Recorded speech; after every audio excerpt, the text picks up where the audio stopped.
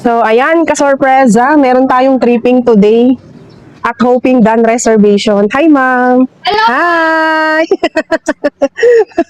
So, dito muna kami, tripping muna kami. So, eto sir, si Pasinaya Homes.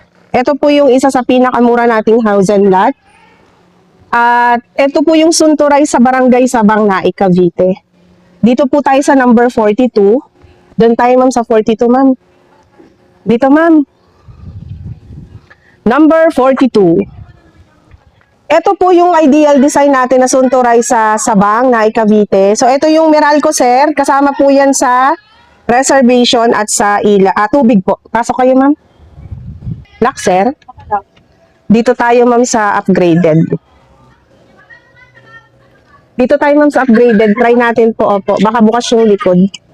Yan. Pasok kayo dyan, sir. Sarado ba? Bakit nilak nila yung isang model house unit? Hello po. Hi, good morning. So, ito sir yung Pasinaya Homes. Imaginein mo na lang yung ganitong kulay. Yan ang itatayo, Sunturay sa Sabang. Tapos nakatiles po siya pero kulay white yung tiles. Ang itatayo po sa Barangay Sabang ay naka-finish yung wall with white paint. Tapos nakatiles siya. Yung white naman yung tiles. So, akyat kayo sir sa taas. Hi ma'am. Para makita niyo yung Pasinaya na pwede siya sa 2-bedroom. Pero papakita ko ma'am yung ano. Hi sir. Nice meeting niyo po. Hello po. Idol. Hi po. Hello. At least naka-avail kayo ng bahay. Yes. Okay po. So, si Pasinaya po ay provision for 2-bedroom. Ayan siya. Okay siya, ma'am, di ba?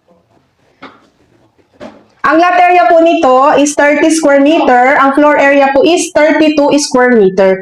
Pero yung sa Sabang, ma'am, mukhang mas malawak daw po yung front area. Medyo maluwag ng konti.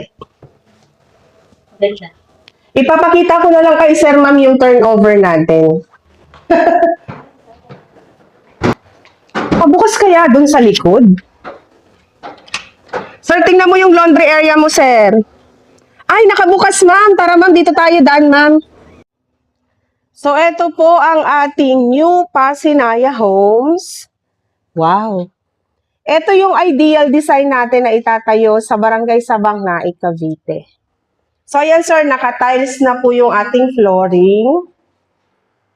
Naka-finish